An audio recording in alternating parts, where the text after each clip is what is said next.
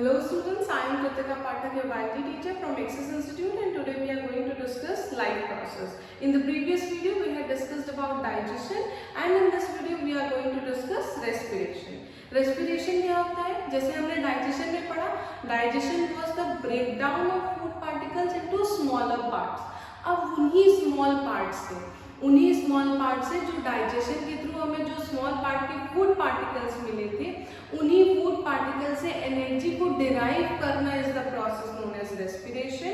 अब ये रेस्पिरेशन के प्रोसेस में एनर्जी कैसे डिराइव हो रही है, ये सब हम इस पूरे चैप्टर में पढ़ेंगे, ठीक है। तो जब हम ब्रीदिंग कर रहे होते हैं तो हम ऑक्सीजन का इंटेक कर रहे हैं, इनहेलेशन कर रहे हैं, इंस्पायरेशन कर रहे हैं, अलग अलग होंगे, अलग अलग टर्म्स यूज होते हैं, सबका मतलब होता है ब्रीदिंग ऑफ ऑक्सीजन, ठीक है। तो जब हम ब्रीदिंग कर रहे हैं ऑक्सीजन को, तो उसी ऑक्सीजन की हेल्प से जो खाना हमने खाया वो ब्रेक डाउन होता है to give us carbon dioxide, water and energy. अब इसी एनर्जी की तो बात हो रही थी, ये एनर्जी हमें डे टू डे रूटीन में हमारी डेली एक्टिविटीज परफॉर्म करने के लिए हम इसको यूज कर रहे होते हैं। ये कहाँ से आया? हम बचपन से पढ़ते आ रहे हैं ना कि food gives us energy. How food gives us energy? Through respiration, ठीक है। अब ये रेस्पिरेशन में हमने क्या किया, हमने जो खाना खाया था ऑक्सीजन की हेल्प से एक ऐसा रिएक्शन हुआ जिससे कार्बन डाइऑक्साइड प्रोड्यूस हुआ इन द ह्यूमन बॉडी। तो कार्बन डाइऑक्साइड को हम ब्रीथ आउट कर देते हैं। वाटर अगर हमारी बॉडी में प्रेजेंट है तो वो एक फ्लूइड बैलेंस बना रहा होता है, वरना हम इसको भी कुछ हद तक एक्सक्रीट आउट करते हैं। But what is energy? We perform daily activities with the help of this energy, है ना। हम रेस्पिरेशन से जो एनर्जी डिराइव कर रहे हैं उसी की हेल्प से तो हम ये daily day to day routine की सारी एक्टिविटीज कर रहे होते हैं।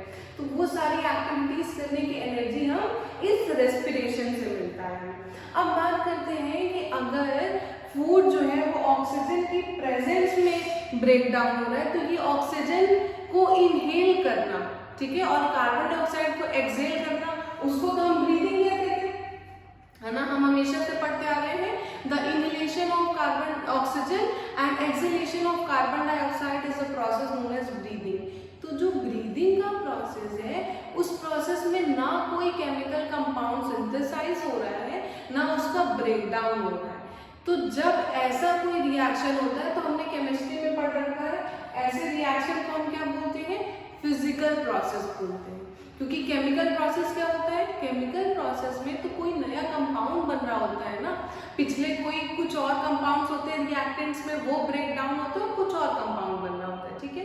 तो जो हमने खाना खाया वो ग्लूकोज के फॉर्म में अगर है तो वो ग्लूकोज के फॉर्म से ब्रेक डाउन होके कोई और पार्टिकल बनाएगा, कोई और कंपाउंड बनाएगा, तभी हमें एनर्जी मिलेगी। कौन सा कंपाउंड बनाएगा हम अभी थोड़ी देर में डिस्कस करते हैं। तो ये जो ये प्रोडक्ट बना जिसके थ्रू हमें एनर्जी मिल रही है उसमें केमिकल बॉन्ड्स का ब्रेक डाउन तो हो रहा है ना, नए फॉर्मेशंस हो रहे हैं और पिछला ब्रेक डाउन हो रहा है। तो ऐसे ही प्रोसेस को तो हम केमिकल प्रोसेस बोलते हैं। अगर कोई केमिकल प्रोसेस किसी लिविंग बीइंग में हो रही है, लिविंग मीन्स बायो, तो हम उसे बायोकेमिकल प्रोसेस बोल सकते हैं। तो रेस्पिरेशन क्या है? Respiration is a biochemical process. अब उस प्रोसेस में हो क्या रहा है? अभी हमने पिछले इक्वेशन में देखा फूड प्लस ऑक्सीजन, यानी कि और एडिशन ऑफ ऑक्सीजन हो रहा था। जहां पे ऑक्सीजन ऐड हो रहा होता है उस प्रोसेस को हम बोलते हैं ऑक्सीडेशन। तो ऑक्सीडेशन क्या है? Oxidation of food gives us energy. Food से ऑक्सीजन मिक्स होता है with the help of a process known as breathing, क्योंकि ये ऑक्सीजन हमें कहाँ से मिला? ब्रीदिंग से ही मिला। अगर ब्रीदिंग नहीं होती, that is a physical process, अगर ब्रीदिंग नहीं होती तो हम रेस्पिरेशन नहीं कर पाते, ठीक है। तो हमें एनर्जी तभी मिली है जब हम सांस ले रहे हैं, जब हमने ब्रीदिंग किया ऑक्सीजन मिला, और जो हमने खाना खाया था उस खाने को यूज कर रहे हैं हम ऑक्सीजन के हेल्प से टू डिराइव अस एनर्जी, ताकि हमको एनर्जी मिल सके। उसी एनर्जी से हम अपने डे टू डे रूटीन की वेरियस एक्टिविटीज कर रहे हैं। फॉर एग्जाम्पल आप स्कूल गए, स्कूल से आप साइकिल से जा रहे हो, एनर्जी चाहिए, तो आपने जो ब्रेकफास्ट में एनर्जी खाई है वो पूरी ब्रेकफास्ट खाया है, उससे आपको एनर्जी डिराइव हो रही है, ठीक है। आप क्योंकि ब्रीदिंग भी कंटिन्यूअसली कर रहे होंगे, उसी तरह से फिर लंच होगा, फिर आप वापस से घर आओगे, सारी चीजें, तो वो एनर्जी क्या हो रही है? वो एनर्जी हमें मिल रही है क्योंकि ये फूड जो है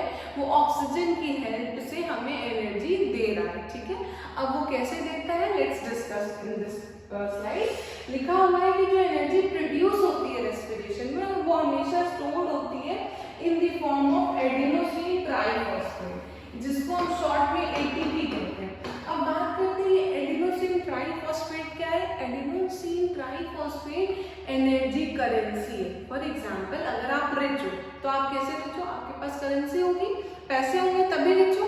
तो जो जितना ज्यादा एनर्जेटिक है उसका मतलब उसके पास उतनी ज्यादा एटीपी मॉलिक्यूल्स हैं। अब ये एटीपी मॉलिक्यूल्स का फॉर्मेशन कैसे होता है, इस एडीपी से, यानी कि एडिनोसिन डाइफॉस्फेट के साथ एक और फॉस्फेट ग्रुप लगता है।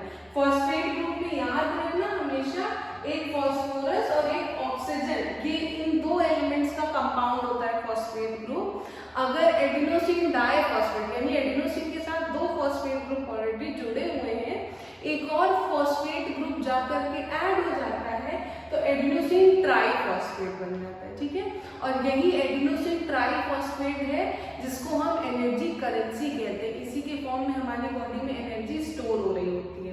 फॉर एग्जाम्पल कोई इमरजेंसी की सिचुएशन आ गई, suppose a dog is running behind you and you have to run to save yourself, तो अचानक से ये एनर्जी कहाँ से आ जाती है, क्योंकि हमारी बॉडी में ऑलरेडी स्टोर्ड फॉर्म में एनर्जी है। हमने सुबह जो खाना खाया होगा वो खाना ब्रेक डाउन हुआ डाइजेशन के थ्रू, फिर वो उससे ऑक्सीजन जाकर के मिला और रेस्पिरेशन का प्रोसेस हुआ, जिसकी वजह से ये एटीपी के मॉलिक्यूल्स बॉडी में स्टोर्ड फॉर्म में अवेलेबल है। तो जब इमरजेंसी की सिचुएशन है या कोई भी सिचुएशन है जिसमें हमें एनर्जी इन्वॉल्व करना है, तो हम ऐसा नहीं सोचते कि अब हम खाना खाएंगे तो एनर्जी मिलेगी फिर वो काम करेंगे। अगर ऐसी सिचुएशन है तो हम तुरंत काम कर रहे थे, क्योंकि बॉडी में there is enough reserve of this ATP molecule, और इसी एटीपी मॉलिक्यूल से हम एनर्जी डिराइव कर रहे होते हैं। ये हर सेल में हो रही होती है बॉडी की ये प्रोसेस रेस्पिरेशन, और जब हमें चाहिए होता है they are used when they require, जब हमें चाहिए, यही तो मैंने बोला ना, तो इसी एटीपी मॉलिक्यूल से ही तो हम एनर्जी डिराइव करते हैं। देखो मैंने क्या बताया, एडीपी एडिनोसिन डाइफॉस्फेट, एडिनोसिन के साथ दो फॉस्फेट ग्रुप ऑलरेडी एडेड थे, एक और फॉस्फेट ग्रुप ऐड हुआ तो ये एटीपी का मॉलिक्यूल बना और हमें एनर्जी मिल गई। यही लिखा हुआ है, ग्लूकोज हमारा फूड है, ठीक है, रेस्पिरेशन का प्रोसेस होगा तो ये ADP plus phosphate gives us ATP, और यही एटीपी हम यूज कर रहे हैं अपने सेल्स में टू गिव अस एनर्जी। इतनी बात समझ आई। Now let's discuss what aerobic respiration is. देखो बच्चा, दो तरह का रेस्पिरेशन होता है, एक होता है एरोबिक रेस्पिरेशन, एक होता है एनएरोबिक रेस्पिरेशन। तो पहले हम डिस्कस करेंगे एरोबिक रेस्पिरेशन। एरोबिक रेस्पिरेशन का मतलब है वो रेस्पिरेशन जो ऑक्सीजन की प्रेजेंस में हो रहा है। अभी तक हम यही पढ़ रहे हैं ना, तो एरोबिक रेस्पिरेशन ऑक्सीजन की प्रेजेंस में हो रहा है, और जितने भी एनिमल्स हैं और प्लांट्स हैं वो एरोबिक रेस्पिरेशन कर रहे होते हैं। एरोबिक रेस्पिरेशन में ऑक्सीजन यूज हो रहा है। सी, बिना ऑक्सीजन के एरोबिक रेस्पिरेशन नहीं होगा। अभी तक जिस रेस्पिरेशन की हम बात कर रहे हैं वो एरोबिक रेस्पिरेशन ही है। इसमें ऑक्सीडेशन ऑफ ग्लूकोज हो रहा है। ग्लूकोज हमने वही जो food particle oxidation of food बोला था, वो ऑक्सीडेशन ऑफ फूड एक्चुअल में फूड क्या है, ग्लूकोज ही तो है ना।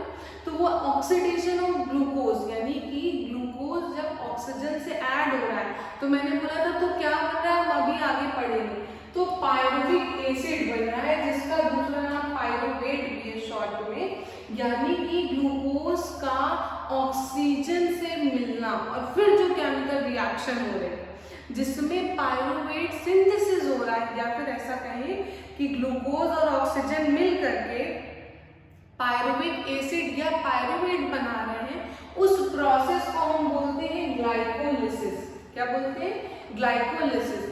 तो वी कैन से कि glycolysis is the process in which glucose is added in oxygen to form pyruvic acid या टू फॉर्म पायरुवेट मॉलिक्यूल। तो ये बात समझने की और याद रखने की है कि ग्लूकोज क्या था, C6H12O6, यानी कि glucose was a 6 carbon compound, है ना, 6 कार्बन कंपाउंड था ग्लूकोज, और जब पायरुविक एसिड है ये 3 कार्बन कंपाउंड है। तो ये बात तो आप लोगों को अपने से समझ में आ रही होगी कि अगर ग्लूकोज ब्रेक डाउन होगा तो 2 मॉलिक्यूल्स बनेंगे पायरुविक एसिड के, क्योंकि ये 3 कार्बन कंपाउंड है। तो 2 मॉलिक्यूल्स बनेंगे तभी तो वो 6 कार्बन कंपाउंड ब्रेक हो रहा है, पायरुविक एसिड बना रहा है। तो इसका मतलब एक ग्लूकोज का मॉलिक्यूल 2 पायरुविक एसिड बना रहा है by the process of glycolysis. अब ये ग्लाइकोलिसिस का प्रोसेस साइटोप्लाज्म में हो रहा होता है, ठीक है। और ये साइटोप्लाज्म इतने ग्लाइकोलिसिस तक के प्रोसेस में हमें ऑक्सीजन की जरूरत नहीं होती है। भले ही हम ये एरोबिक रेस्पिरेशन में पढ़ रहे हैं, लेकिन जो ग्लाइकोलिसिस तक का प्रोसेस है वो एरोबिक रेस्पिरेशन हो या एनारोबिक रेस्पिरेशन हो, वहां तक ये प्रोसेस कॉमन रहता है। उसके बाद ऑक्सीजन इन्वॉल्व हो रहा होता है। अब उस देखो एक और बात, ये जो मैंने बोली थी 2 molecules of pyruvic acid is synthesised from 1 molecule of glucose, क्योंकि पायरुवेट में 3 कार्बन कंपाउंड है और वही 3 कार्बन कंपाउंड जो है वो अगर एक ग्लूकोज मॉलिक्यूल से फॉर्म हो रहे हैं तो ग्लूकोज में 6 कार्बन कंपाउंड है, इसलिए 6 कार्बन कंपाउंड यानी कि glucose is break down to give us 2 molecules of pyruvic acid या 2 मॉलिक्यूल्स ऑफ पायरुवेट, ठीक है। अब यही चीज देखने वाली है, ये ग्लाइकोलिसिस कहाँ पे हो रही है, साइटोप्लाज्म में हो रही है। अभी हमने डिस्कस किया कि साइटोप्लाज्म में सेल के अंदर ये ग्लाइकोलिसिस हो रही है, जिसमें ग्लूकोज जो है वो पायरुविक एसिड का फॉर्मेशन कर रहे हैं और 2 एटीपी बन रहे हैं, ठीक है। ये साइटोप्लाज्म में ये प्रोसेस हो रहा है। उसके बाद जो होगा वो माइटोकॉन्ड्रिया के अंदर होता है और वो हर देखो यहाँ पे CO2 बन रहा है। हमने स्टार्टिंग में जो फर्स्ट केमिकल रिएक्शन थी उसमें यही बोला था कि food plus oxygen gives us CO2 plus water plus energy. तो ये माइटोकॉन्ड्रिया में इतनी एनर्जी मिल रही है, ठीक है, 36 ATP। ग्लाइकोलिसिस में कितनी ATP मिली, 2 ATP, और माइटोकॉन्ड्रिया में 36 ATP। तो ये पूरा प्रोसेस जो है उसको हम बोलते हैं एरोबिक रेस्पिरेशन, जिसमें ऑक्सीजन इन्वॉल्व हो रहा था। अब हम बात करते हैं एनारोबिक रेस्पिरेशन की, जिसमें ऑक्सीजन यूज नहीं हो रहा है। अब जिसमें ऑक्सीजन यूज नहीं हो रहा है उसमें देखो पायरुविक एसिड तक का फॉर्मेशन तो कॉमन था, यानी ग्लूकोज अगर 6 कार्बन कंपाउंड है तो ये 3 कार्बन कंपाउंड पायरुविक एसिड या पायरुवेट ये तो फॉर्म हो रहा है, ये तो इतना कॉमन था क्योंकि ऑक्सीजन इन्वॉल्व नहीं हो रहा था।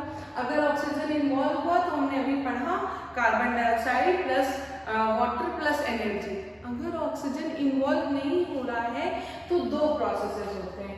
ईस्ट में फर्मेंटेशन होता है, क्या होता है, फर्मेंटेशन का प्रोसेस होता है ईस्ट में। ये देखो ईस्ट में फर्मेंटेशन होगा और वही पायरुविक एसिड जो है वो ब्रेक डाउन होगा in the absence of oxygen to form alcohol and carbon dioxide. Alcohol का फॉर्मूला इथाइल अल्कोहल का है, ठीक है।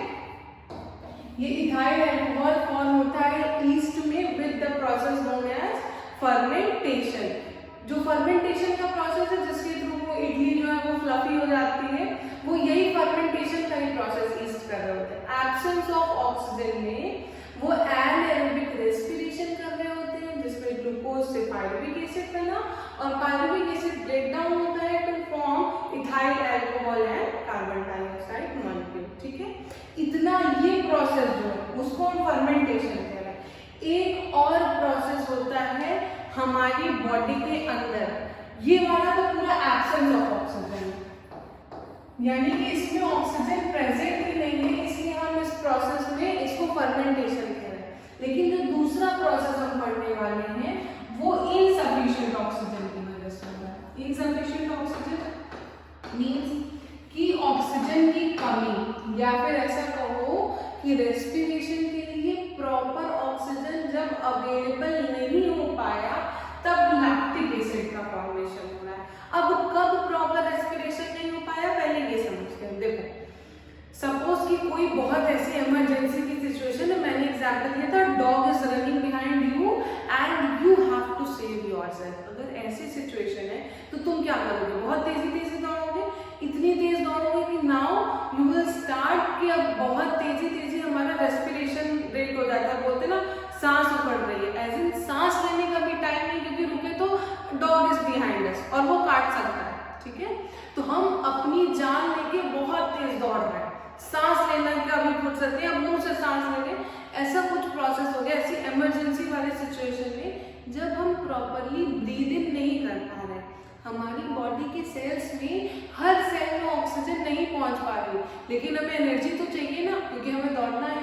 तो हम बहुत तेजी से एनर्जी बनाने के लिए अपनी बॉडी को पुश कर रहे हैं कि एनर्जी बन जाए, लेकिन एनर्जी तो पायरुविक एसिड जब ब्रेक डाउन होगा ऑक्सीजन की प्रेजेंस में, फिर वो माइटोकॉन्ड्रिया में जाएगा, फिर कार्बन डाइऑक्साइड, वाटर और एनर्जी बनती है। लेकिन जब हम प्रॉपरली ब्रीदिंग ही नहीं कर पा रहे और हमें चाहिए कि बॉडी एनर्जी बना के दे, तो उतना 36 ATP नहीं बनता है, लेकिन बॉडी को एनर्जी तो बनाना है।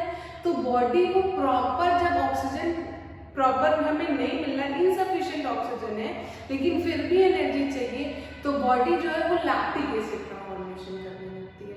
और इस लैक्टिक एसिड के फॉर्मेशन से हमें एनर्जी तो मिल जाती है उस टाइम पे, लेकिन आप कभी ऐसी सिचुएशन आपके सामने आई होगी तो देखना उस समय तो हम बहुत दौड़ लिए, लेकिन शाम को हमारा पैर दर्द होने लगता है। ऐसा कहो कि एक पर्टिकुलर थाइस के पास या जितनी तुम्हारी मसल्स होती हैं लेग्स के पीछे वाली साइड पे, एक सर्कुलर पार्ट में बहुत जोर से ऐसा लगता है कुछ जम गया है।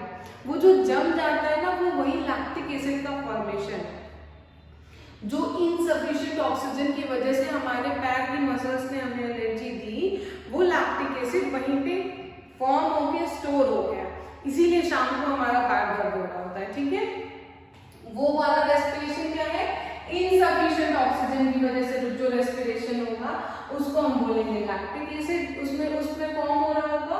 और जिसमें ऑक्सीजन है ही नहीं, एब्सेंस ऑफ ऑक्सीजन में जो रेस्पिरेशन हो रहा है उसमें इथाइल अल्कोहल और कार्बन डाइऑक्साइड बन रहा है। इतनी बात समझ आ रही है ना? अभी तक हमने जो भी पढ़ा एनिमल्स में पढ़ लिया, ठीक है, और उसके बाद ईस्ट में पढ़ लिया। Now we are going to discuss कि ये जो ब्रीदिंग का प्रोसेस है वो प्लांट्स में कैसे हो रहा है। तो प्लांट्स में तो हमें हमेशा से पता है कि प्लांट जो है वो CO2 ले रहे होते हैं और ऑक्सीजन इवॉल्व आउट कर रहे होते हैं in the process of photosynthesis. लेकिन क्या प्लांट्स रेस्पिरेशन नहीं करते? प्लांट्स भी रेस्पिरेशन करते हैं। दिन में वो फोटोसिंथेसिस कर रहे होते हैं जनरली, ऐसा नहीं है कि दिन में वो रेस्पिरेशन नहीं कर सकते, but generally they perform photosynthesis during day time, और रात में दे परफॉर्म रेस्पिरेशन। यानी कि जो ग्लूकोज उन्होंने फॉर्म किया है उस ग्लूकोज से वो एनर्जी डिराइव करते हैं, यानी कि वो ऑक्सीजन को यूज कर रहे हैं, क्योंकि रेस्पिरेशन में हमने यही पढ़ा ना कि ऑक्सीजन यूज होगा। तो जब वो ऑक्सीजन यूज हो कर रहे हैं तो क्या इवॉल्व करेंगे? कार्बन डाइऑक्साइड इवॉल्व करेंगे। ये बात याद रखना है, प्लांट्स हमें हमेशा ऑक्सीजन नहीं दे रहे होते, प्लांट्स भी कार्बन डाइऑक्साइड इवॉल्व करते हैं during the process when they perform respiration. क्योंकि जब तक वो फोटोसिंथेसिस कर रहे हैं वो कार्बन डाइऑक्साइड का इंटेक करेंगे और ऑक्सीजन को इवॉल्व आउट करेंगे थ्रू दिस स्टोमेटा, है ना। स्टोमेटा इस तरह से ओपन होता है तो गैस बाहर आती है, और क्लोज हो जाता है तो गैस अंदर मतलब बंद हो जाता है, जब उसको गैसियस एक्सचेंज नहीं करना होता है या ट्रांसपिरेशन नहीं करना होता है। लेकिन जब फोटोसिंथेसिस की प्रोसेस है तभी ऑक्सीजन बाहर निकलेगा, जब रेस्पिरेशन का प्रोसेस हो रहा है तब ये कार्बन डाइऑक्साइड को इवॉल्व आउट करते हैं, जैसे कि हमने अभी एनिमल रेस्पिरेशन में पढ़ा। अब बात करते हैं बच्चा कि बाकी के और भी एनिमल्स हैं, जैसे हमने तो हमारा रेस्पिरेशन ब्रीदिंग सिस्टम में पढ़ लिया कि अच्छा हम ब्रीथ कर रहे हैं और ब्रीथ आउट कर रहे हैं, लेकिन बाकी के एनिमल्स भी ब्रीथ इन ब्रीथ आउट कर रहे हैं, ठीक है। लेकिन जितनी एनर्जी हमें चाहिए उतनी एनर्जी इन लोगों को नहीं चाहिए, इसीलिए इनका जो रेस्पिरेशन का या ब्रीदिंग का सिस्टम है वो उतना इवॉल्व नहीं है जितना ह्यूमन बीइंग्स का इवॉल्व है। सपोज ये फिशेज है, ये गिल से रेस्पिरेशन कर रही होती है, तो इसमें एक बार ये ऑक्सीजन लेते हैं, उसके बाद CO2 इवॉल्व आउट करते होते हैं by the process of diffusion, ठीक है। ये बर्ड्स के पास लंग्स होता है, बर्ड्स का तो काफी इवॉल्व आउट फंक्शन होता है। यहाँ पे देखो स्पाइडर का लिखा हुआ है बुक लंग्स। जितने भी इंसेक्ट्स होते हैं उनका जो ब्रीदिंग सिस्टम है वो भी ओपन टाइप का होता है, सर्कुलेटरी सिस्टम। उसमें सारा एक बार CO2 और ऑक्सीजन मिक्स होता है, उसके बाद वो इवॉल्व करते हैं CO2, तो वो भी एक ऐसा प्रोसेस है जो कि स्मॉलर एनिमल्स में देखने मिलता है। फिर उसके बाद ये देखो ये स्पॉन्जेस है, स्पॉन्जेस में तो वाटर के थ्रू आ रहा होता है ऑक्सीजन जो डिजॉल्व ऑक्सीजन होता है पानी के अंदर, और उसके बाद वो आउटफ्लो हो रहा होता है, ठीक है। उसमें ऐसे कुछ छोटे छोटे पोर्स होते हैं जिसको हम ऑस्टिया बोल रहे होते हैं, तो उसी के थ्रू वो ब्रीद आउट करते हैं, ब्रीद इन करते होते हैं। और ये कैटरपिलर है, कैटरपिलर के पास भी कुछ स्पाइरकल्स होते हैं, ऐसे डॉट डॉट जो आप देख रहे हो, इसको स्पाइरकल्स बोलते हैं, उसके थ्रू ब्रीद इन कर रहे होते हैं, ठीक है। तो जितने भी एनिमल्स हैं उन सब में अलग अलग ऑन डिपेंड्स ऑन कि वो कितने स्मॉलर और लोअर एनिमल्स हैं, जैसे जैसे एनिमल्स का इवोल्यूशन होता गया, उनका ब्रीदिंग सिस्टम भी और इवॉल्व आउट होता गया और ज्यादा कॉम्प्लेक्स हो गया, ठीक है। तो जो सबसे कॉम्प्लेक्स ब्रीदिंग सिस्टम है अब हम वो पढ़ते हैं। देखो हम जो कह रहे हैं कि ये ब्रीदिंग का सबसे पहले ऊपर लिखा हुआ ये एपिग्लॉटिस। एपिग्लॉटिस हमने डाइजेशन में भी बताया था कि epiglottis is a cartilaginous flap that covers the wind pipe like this, ताकि जब हम खाना खाएं तो वो विंड पाइप बंद हो जाए, ताकि खाना सिर्फ और सिर्फ ईसोफेगस के थ्रू ट्रांसपोर्ट हो by the movement called peristalsis, ठीक है। ये एपिग्लॉटिस हो गया। जब हम बात कर रहे होते हैं तो ये लैरिंक्स, यानी कि इसको हम वॉइस बॉक्स भी बोलते हैं। यही वॉइस बॉक्स से आवाज आती है और ये वॉइस बॉक्स का मूवमेंट होता है ना, अप डाउन। फिर उसके बाद आप देखो ये विंड पाइप है। विंड पाइप का एक दूसरा नाम है ट्रैकिया। अब इस ट्रैकिया के चारों तरफ आपको कुछ रिंग्स दिख रहे हैं, दिख रहा है? तो ये जो ये रिंग्स है, ये भी रिंग कार्टिलेज की बनी हुई है। ये भी का मतलब और क्या कार्टिलेज का बना था? ये एपिग्लॉटिस, ठीक है। और ये रिंग्स भी कार्टिलेज की बनी हुई है। ये कार्टिलेजिनस रिंग क्या करती हैं? ये प्रिवेंट करती हैं विंड पाइप को, जब अंदर कोई हवा नहीं, जैसे हम लोग खेलते भी है ना बचपन में कि सांस रोक के देखते हैं, ऐसा कुछ बचपना हो रहा है, जब अंदर ट्रैकिया में कोई भी ना कार्बन डाइऑक्साइड है ना ऑक्सीजन, तो उस टाइम पे ये विंड पाइप कोलैप्स ना कर जाए, इसलिए ये कार्टिलेजिनस रिंग्स जो है वो प्रिवेंट करके रखती है विंड पाइप को। उसके बाद यहाँ पे देखो ये ब्रोंकाई है। विंड पाइप जो ट्रैकिया है वो ब्रेक डाउन होता है into two passages known as bronchi. अब वो ब्रोंकाई का कनेक्शन होता है लंग्स से, ठीक है। लंग्स के अंदर तुम देखो ब्रोंकाई फिर से और ज्यादा स्मॉल ब्रांचेस में ब्रेक डाउन हुई, जिसको हम बोलते हैं ब्रोंकियोल्स। ब्रोंकाई ब्रेक डाउन हो रही है इनटू स्मॉल पार्ट्स, जिसको हम बोल रहे हैं ब्रोंकियोल्स। और ये ब्रोंकियोल्स जो है वो इस एल्वेलाई, ट्री शेप्ड स्ट्रक्चर जो आपको दिख रहा है उसको हम एल्वेलाई बोल रहे हैं। इन एल्वेलाई से जा करके मिलती है। इसी एल्वेलाई में जो ये बैग लाइक स्ट्रक्चर दिख रहा है, इसी एल्वेलाई में गैसियस एक्सचेंज होता है by the process of diffusion.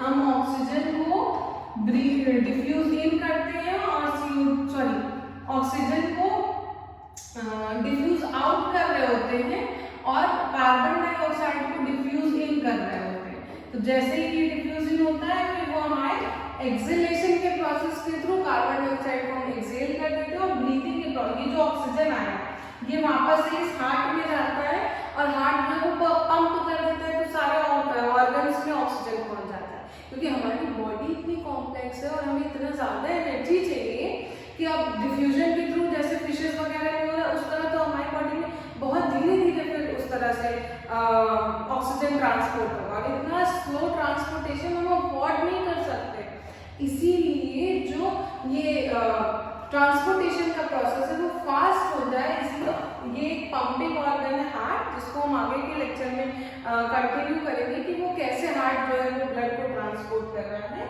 अभी के लिए सिर्फ इतना समझ लो कि ये जो हार्ट है ये फास्ट ट्रांसपोर्टेशन ऑफ ऑक्सीजन के लिए रिस्पॉन्सिबल होता है, ठीक है। और ये लास्ट में जो आपको ये कर्व शेप मेम्ब्रेन दिख रही है डायफ्राम है। यही जब हम ब्रीथ इन करते हैं तो ये डायफ्राम अभी डोम शेप है ना, ये थोड़ा सा फ्लैट हो जाता है, तभी ये चेस्ट कैविटी बढ़ती है। जैसे हम सांस लेते हैं चेस्ट कैविटी इंक्रीज होती है, जब हम एक्सहेल आउट करते हैं तो चेस्ट कैविटी डिक्रीज होती है, ठीक है। इतना समझ आ रहा है? उसके बाद ये लास्ट देखो exhalation inhalation. Inhalation is intake of oxygen and exhalation is remove out of carbon dioxide. यही breathing is responsible for the process of respiration. अगर हम ऑक्सीजन को इनटेक ही नहीं करेंगे तो रेस्पिरेशन नहीं होगा, यानी कि एनर्जी ही नहीं बनेगी। इसीलिए तो कहते हैं सांस ही नहीं लेंगे तो डेथ हो जाएगी, वो इसी वजह से हो रहा है। समझ आया? This was all about today's lecture. Thank you for the class.